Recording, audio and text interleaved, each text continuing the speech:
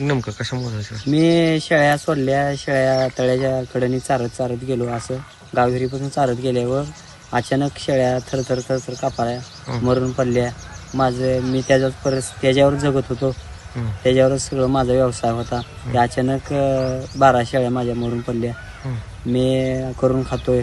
मला शासनानं काहीतरी याच्यासाठी मदत करावी. कितीचं नुकसान झालं 12 शेळ्या तुमचं?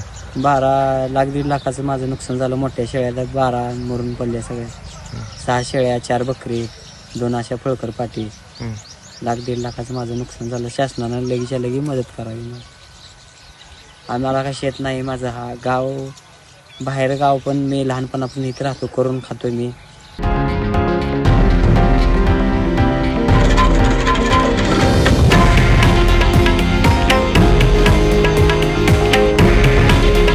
हे आहे देशातील नंबर 1 न्यूज नेटवर्क आणि आपण पाहत आहात TV9 मराठी. काळजी तुमची, हित महाराष्ट्राचं.